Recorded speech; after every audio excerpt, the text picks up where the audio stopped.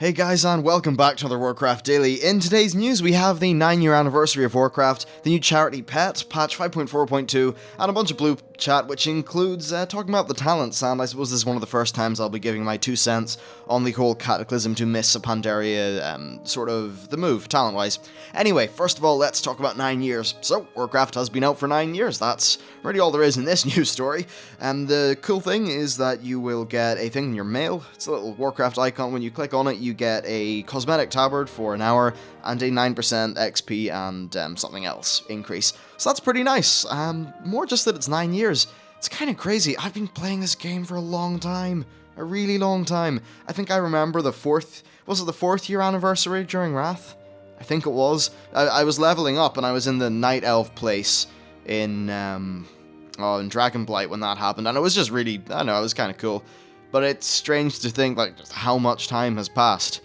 Yeah, I mean, people started playing this game when they were 16 and they're now, like, 26, or people who started this game when they were 20 are now, like, 30, or, well, 29. But basically, people have got a lot older while they've been playing this game, and it's kind of weird. It's nice, though, because it means that I suppose the game's audience is definitely a bit older than a lot of games, and I really like that. I feel it's way easier to have a more, like, mature discussion about this. Like, I'd imagine that if I was covering League of Legends instead of World of Warcraft, I'd probably be dealing with a lot more trolls and bullshit in the comments, and it's like now, there's 10,000 subscribers, and, like, everyone's cool. And I think that just stands to how good a player base, and how it's nice to have an older player base in the game. And hell, even a lot of the younger people in World of Warcraft, gotta say, you guys, you're holding up the side pretty damn well.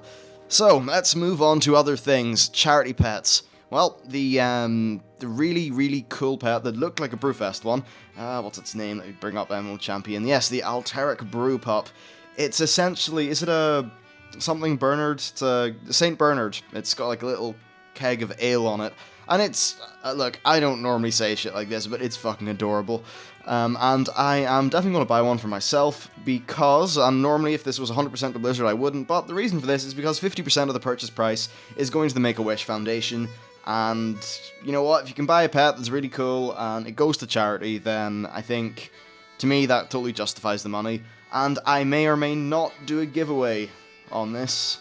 Yeah, I suppose that could be the 10,000 subscriber video. Yeah, there we go, making decisions on the fly. Living in the moment. Okay, so next, patch 5.4. One thing to say, they also are bundling it with the Enchanted Fey Dragon, or Fairy Dragon, whatever, which is the really badass thing that was found in patch 5.3 but never put into the game. Very cool mount, so yeah, there you go. Now, patch 5.4.2. They have announced that there's going to be cross-realm based account-bound mail. Now, that basically means that you can send your heirloom items between characters on different realms. That's pretty darn nice in my opinion. And I'd imagine this will be nearly irrelevant when Warlords of Draenor comes because of the heirloom system and the fact that it's all added to collections, and I suppose they can just make that account bound. But at least for the minute, I think that's really fantastic. If you want to try a new realm or something like that, it's great. Say if you're like me and you have a bit of a desire to see what a PvP realm's like, well, you can send all your heirlooms over. That's really handy. Of course, I don't have the time to do that because I'm busy, unfortunately, but hey, someday I'll try PvP. Anyway, moving on to the final thing in today's show, and probably the big chat topic, some blue stuff. So, first of all, we're going to talk about complexity and things like that. So they said that their main design decision or goal is to create a fun and engaging game that is free from the tediousness and complexities for the sake of tediousness and complexities. This is in regards to items and the way they've changed a lot of the itemization and things like that in Warlords of Draenor. If you don't know, essentially there's just a primary stat on gear, and this will change based on your spec. So now you'll get plate armor, and your plate armor will just change its primary stat whenever you change spec. So if you're like a holy paladin and you just swap over, then your intellect will turn into strength, and that's pretty nice. Then, of course, they also removed hit and expertise. The reason they removed hit and expertise is because there's no gameplay value in them.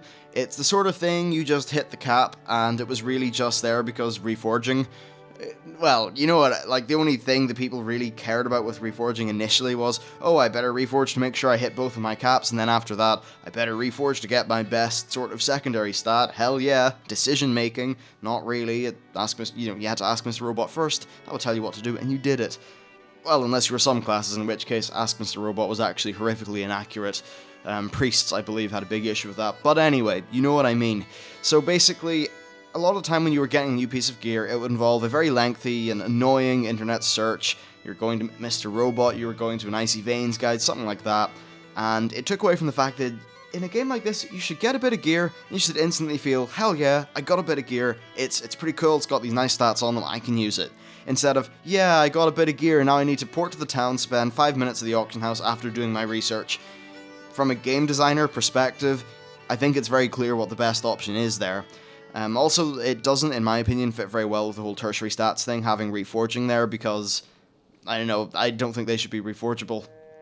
So yeah, I mean, it's all quite good. It's also worth mentioning, of course, that gems are going to be a little bit more rare, so are enchants, and they're going to be on less slots. That is essentially just to make it so that they're worth more, so they are actually a choice, and they'll be making them...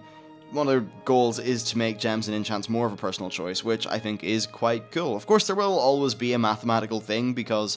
like, a mathematical optimal thing, because that's just the way maths works.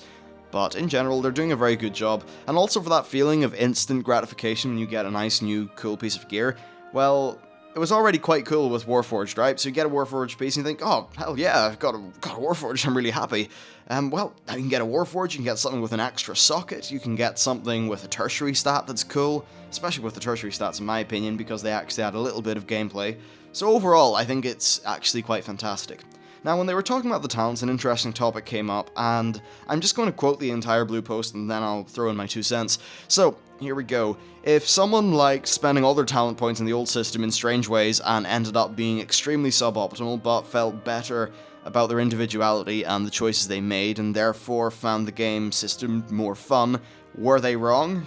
And what should the efficiency gap be? How should we as designers and game creators ensure looking for a guide versus not looking for a guide isn't the difference between a playable game and an impossible one?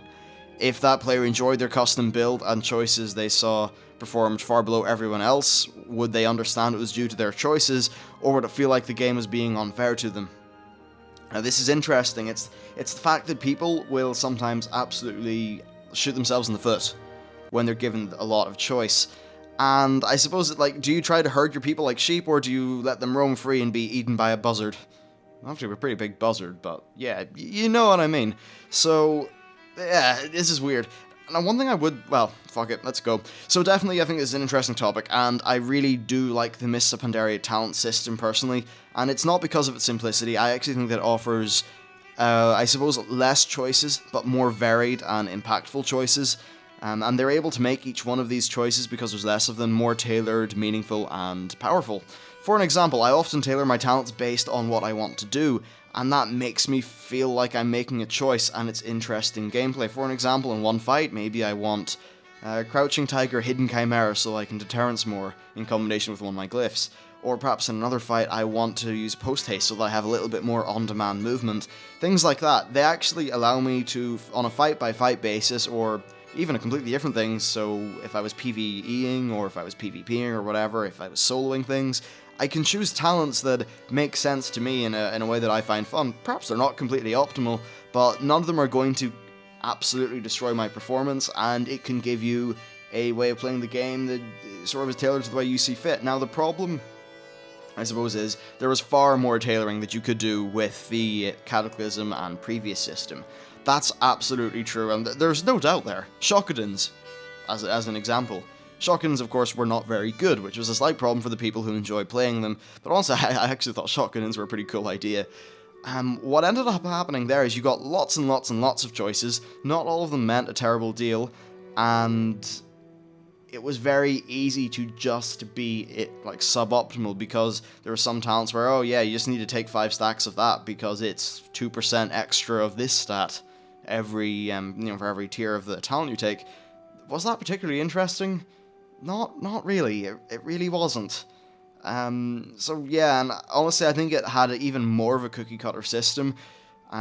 So also another thing is that in Mists of Pandaria, it's very easy to kind of hot swap your talents, and I suppose the drawback of that is that perhaps it means that your talent choices, they're less permanent, there's a little bit less individuality there, but I think it's more fun from a gameplay perspective because you can really customize the way you approach different situations.